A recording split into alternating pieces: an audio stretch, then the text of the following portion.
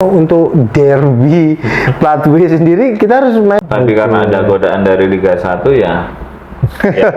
Halo, assalamualaikum.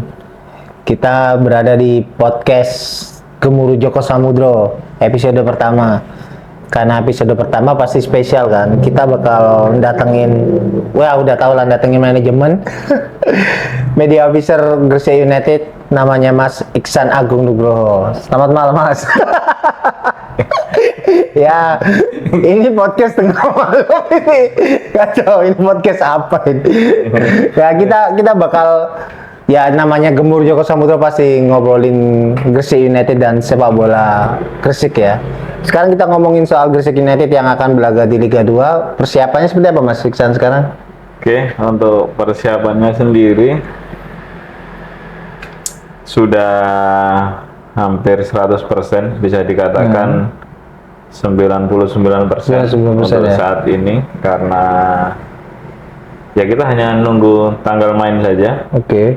Jadi ada 3 hari menuju tanggal 7 itu. Hari pertama kita main. Secara umum semuanya sudah dikatakan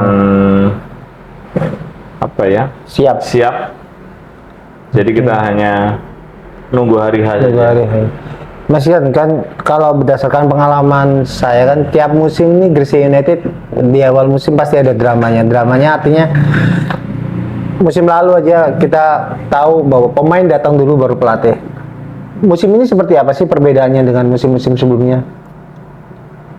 Untuk musim ini ya bisa dikatakan banyak perubahan ya. Seperti yang Mas bilang tadi, bahwa kalau musim lalu pemainnya kumpul duluan, kemudian pelatihnya di last minute. Kalau di musim ini kita punya konsep yang berbeda.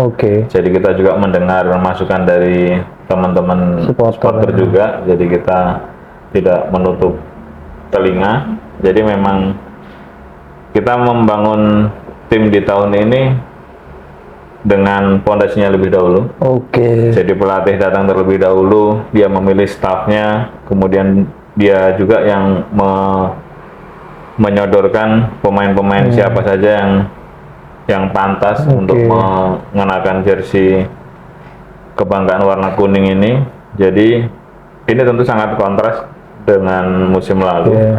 Dan teman-teman sendiri juga bisa mengikuti perkembangannya. Jadi ini benar-benar pure pilihan dari pelatih. Termasuk pemain-pemain yang di extend, artinya pelatih sendiri yang minta pemain itu untuk bertahan, seperti Faisal segala macamnya, itu memang pelatih yang minta bertahan ya. Jadi untuk pemain-pemain yang di extend atau dipertahankan itu, kebetulan ketika pelatih datang, pelatih diberikan laporan dari musim lalu, dan sebenarnya yang dipertahankan ini adalah memang benar-benar pilihan pelatih, tapi ada beberapa yang ingin pelatih pertahankan, tapi karena ada godaan dari Liga 1 ya lagi. Ya, beberapa pemain seperti Dimas Karno kan sempat ke PSM Makassar, sebenarnya kan ingin dipertahankan juga kan. Dimas juga andalan musim lalu ya, Mas. Iya, jadi ada beberapa yang lepas, contohnya kayak Dimas, kemudian ada siapa? Sokoy juga.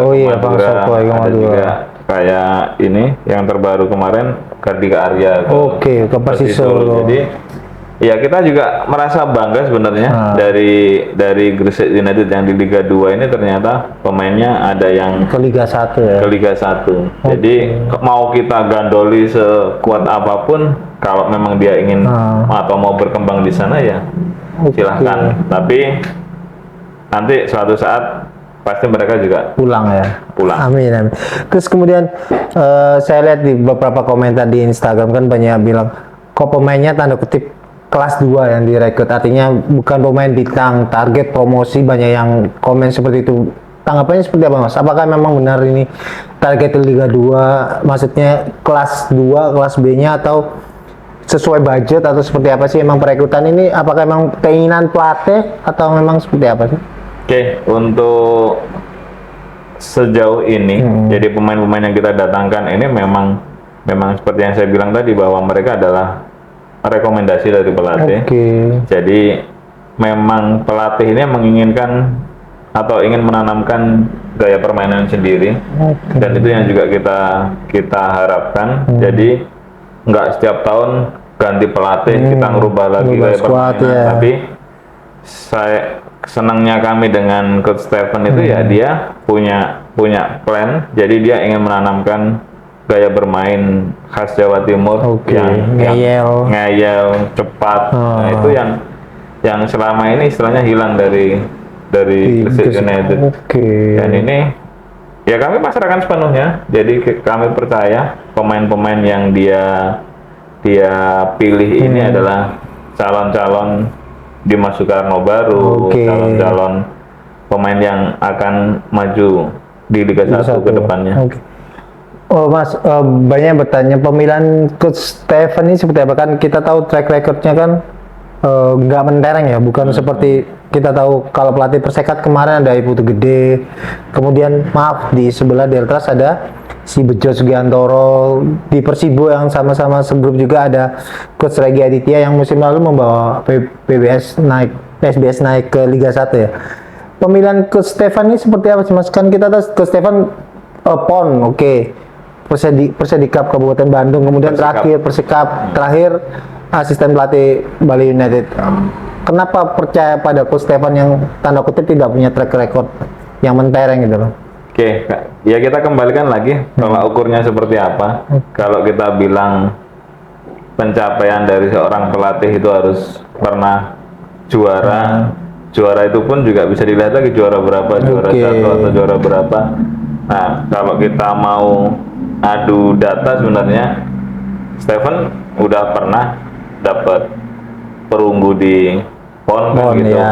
Stephen juga bisa mempromosikan Semeru ke Liga 2 kan gitu. Yang dia nggak beruntung ketika dia pegang Persikap itu Liga berhenti. Tapi kita tahu bahwa hasil racikan Stephen pada waktu itu dengan anak-anak PON itu sebenarnya punya potensi besar Persikap pada waktu itu. Dan itu yang kemudian di Liga musim lalu 5 pemain PON yang kita datangkan itu bisa dikatakan ya menjadi kejutan. Contohnya Dimas Soekarno. Dan juga kita ingin menampilkan sesuatu yang berbeda. Karena seperti kita tahu di Liga Indonesia ini pelatihnya stoknya terbatas. Apalagi kan harus lokal ya Liga 2 harus lokal. Jadi kalau yang teliti pasti tahu pelatih ini dari tim A besok ke tim B, terus besok ke tim muter C, aja ya. Gitu aja. Kalau kita tidak memberikan kesempatan pada pelatih-pelatih yang muda, ya ini ya hanya dibolak-balik aja sebenarnya kompetisi itu. Tapi dengan kita melihat track record, apalagi musim lalu Stephen di Bali United, Bali United juga bermain di AFC, jadi ini pengalamannya sudah bukan kelas nasional lagi ya, kelas lokal lagi, tapi dia sudah bisa manajemen dengan pemain asing terutama karena Liga sekarang bisa menggunakan pemain asing. Jadi Stephen punya kapasitas untuk menghandle itu. Sebenarnya berapa opsi sih waktu itu pelatih Gresik ini kemudian muncul nama Stephen? Apakah emang sejak musim lalu selesai udah memantau Stephen atau seperti apa? Apa emang ada buruan yang sebenarnya udah mau didapat tapi gagal akhirnya beralih ke Stephen seperti apa? Kebetulan musim ini memang manajemen ini mengincar pelatih yang memiliki gaya permainan positif dalam menyerang.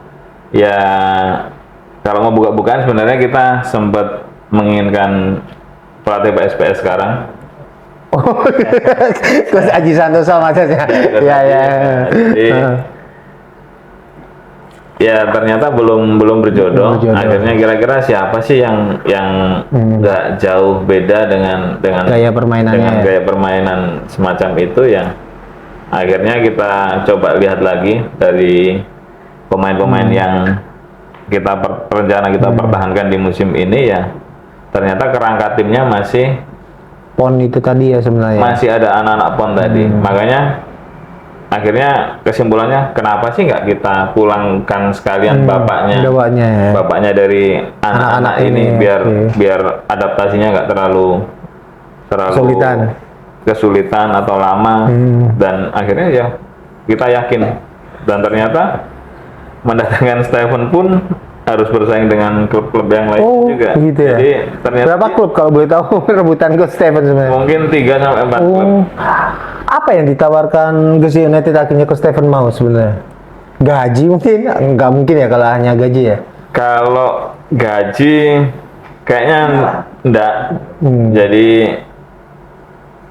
apa ya? Mungkin kita benar-benar memberikan kepercayaan penuh pada Stephen. Jadi kita juga ingin profesional musim Oke, ini. ya. Jadi yang ranahnya teknis itu Stephen. silahkan pelatih ambil seluruhnya, sedangkan yang di luar teknis mungkin nanti manajemen akan mencoba untuk bantu. Nah itu harus diperhatikan bahwa Coach Stephen benar-benar ngurusi tim, artinya nggak ada manajemen yang cawe-cawe lagi, nggak ada manajemen yang ikut ke dalam tim nih bro. Ini bener diramu Coach Stephen sendirian ya artinya. Iya. Nah, saya juga sempat dengar dari beberapa pemain, Coach Stephen ini disiplin banget ya. Iya. Bahwa pemain terlambat, pemain harus di match atau segala macamnya itu kalau melanggar ada denda, benar seperti itu. Itu apakah Coach Stephen atau dari manajemen sendiri? Oke, jadi sebenarnya ini juga jawaban juga hadirnya Stephen ini, dia tidak hanya melatih di lapangan, tapi dia juga membangunkan sistem yang apa ya, kita bilang itu sudah kompleks. Jadi dia menata pemain ini tidak hanya bertanggung jawab di lapangan, tapi di luar lapangan itu pun pemain ini juga membawa nama besar Gresik United. Jadi gimana sih pemain ketika di luar lapangan, sehingga akhirnya ya Stephen ini termasuk paket komplit lah kita menganggapnya. Oke, paket komplit. Kemudian untuk pemain asing sendiri kan menarik sih sebenarnya perekrutan pemain asing. Ada Renan Silva yang dia musim lalu luar biasa sama Persik Kediri, kemudian direkrut. Itu salah satu perekrutan yang wah maksudnya rame di mana-mana. Perekrutan Renan Silva sendiri Gresik United memang sangat sangat serius ya untuk Liga 1 dengan adanya Renan Silva sebenarnya. Jadi bukan hanya masyarakat atau netizen mungkin yang terkejut dengan kita berhasil mendatangkan Renan Silva itu. Jadi banyak cerita yang berkembang sampai sekarang. Jadi ketika kita sudah sepakat dengan Renan pun, istilahnya masih banyak klub Liga 1 yang berusaha menarik Renan. Jadi, apalagi kan Liga 1 kan 8 pemain asing. Jadi, nah ini anomalinya di sini. Ketika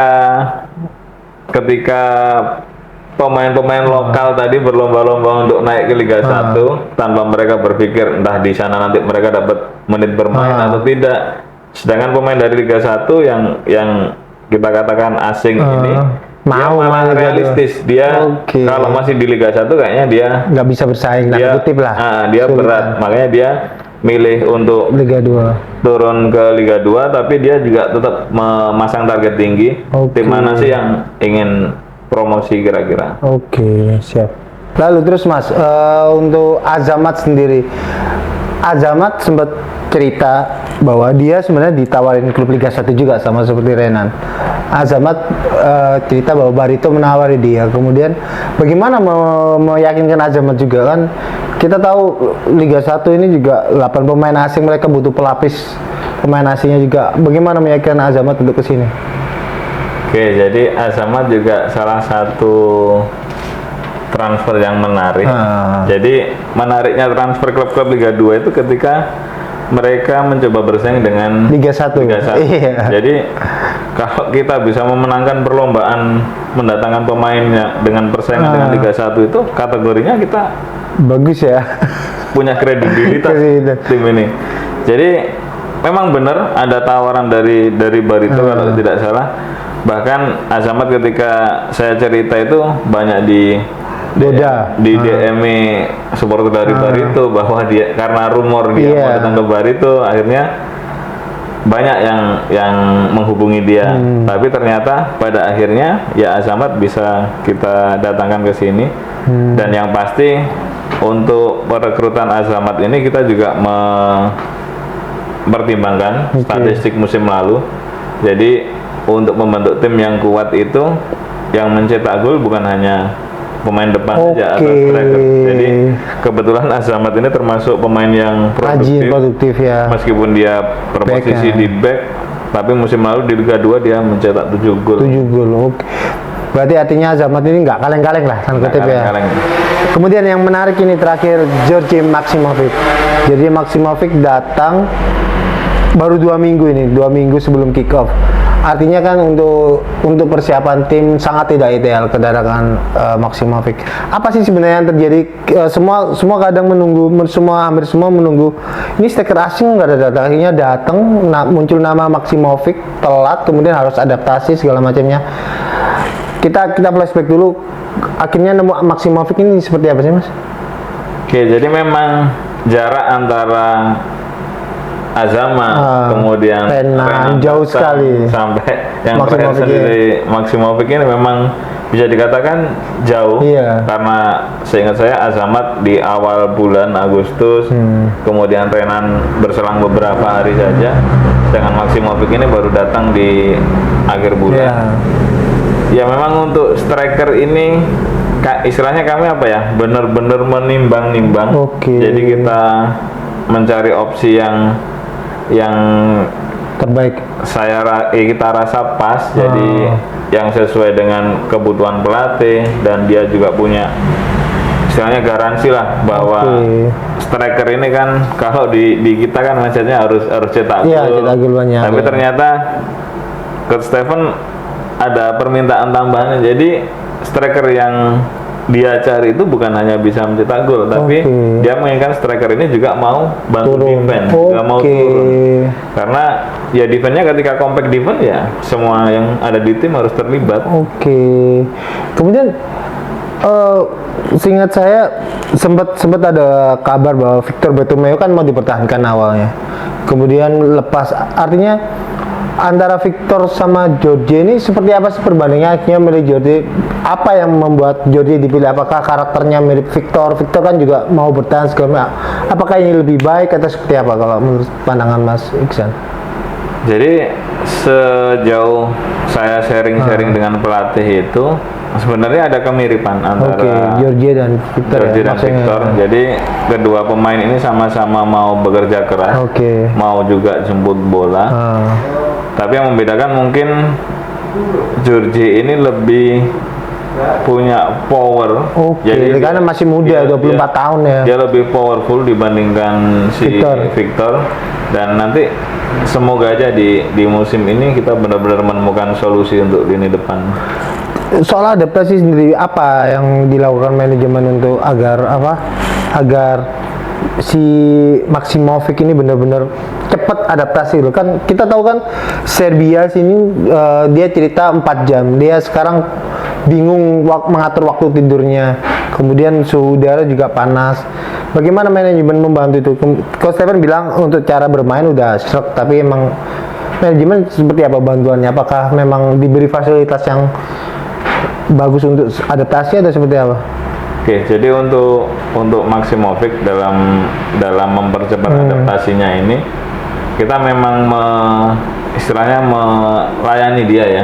Jadi apapun yang dia butuhkan coba kita lengkapi atau penuhi, dan juga kita juga memberikan istilahnya asisten pribadi yang siap sedia. Jadi sewaktu-waktu misalkan Maksimovic ingin refreshing ke Surabaya, ini sudah standby semua. Karena memang ketika jauh dari rumah itu mungkin ada perasaan kayak homesick, apalagi umurnya baru 24 tahun. Dia banyak main di Serbia juga kan. Kemudian Mas, berbicara targetkan selalu Gresik United ini promosi Liga 1, tapi melihat lawan-lawan, kita tahu Persela luar biasa perekrutan pemain, Persibo, Deltras. Untuk berapa persen Mas Iksan sebenarnya yakin? 100%, tapi realistisnya emang Gresik United ini apakah lebih baik dari musim lalu untuk komposisi squad atau seperti apa sih Mas? Kalau saya lihat sih ini lebih pemain muda, pemain kelas 2, tapi ada potensi untuk itu. Tapi menurut Mas Iksan sendiri seperti apa? Jadi karena memang saya juga terlibat dalam Rekrutan, proses ya. tim ini dari head coach bahkan dari awal program pelatih sampai perekrutan pemain-pemain tersebut, saya lebih optimis di musim ini. Oke. Karena di musim ini bisa saya bilang antara pemain inti dengan pemain cadangan ini Oke. tidak Kedalaman skuadnya bagus berarti ya. kedalaman skuadnya bisa saya katakan bagus. Semuanya siap untuk menjadi starting eleven. Oke, siap. Terus Mas, terakhir untuk supporter sendiri kan kita tahu kita harus bermain jauh dari rumah dulu untuk sementara. Untuk supporter sendiri harapannya Mas seperti apa? Kan kita tahu supporter selalu berteriak. Tapi untuk harapannya Mas sendiri kepada Ultras Gresik yang baru punya ketua baru seperti apa sih Mas? Oke, jadi untuk mewujudkan Gresik United promosi ke Liga 1 ini tentu tidak bisa kita lakukan sendiri. Tim tanpa supporter itu juga kayak sayur tanpa garam. Oke. Jadi tentunya kita menginginkan, Butuh dukungan ya. kita sangat butuh dukungan dari supporter seperti yang dicanangkan CEO dalam launching kemarin. Kita ingin Spirit of United seperti tagline-nya musim ini. Kita ingin bersatu bersama-sama untuk mewujudkan Gresik United ke Liga 1. Untuk di Tuban sendiri pun ya kami mengharap supporter bersabar dulu. Jadi mungkin nanti sekitar bulan apa sih Mas kita bisa berkandang? Ditargetkan kita sudah bisa pulang ke Gadget itu di November ya. Jadi mungkin itu di paruh musim, jadi di putaran kedua kita sudah bisa main di rumah. Artinya kalau lihat jadwal berarti untuk derby Platwe sendiri kita harus main away. Maksudnya main di luar ya, main di Tuban. Kebetulan derby itu masih di bulan Oktober. Tapi kita masih menunggu perkembangan lagi.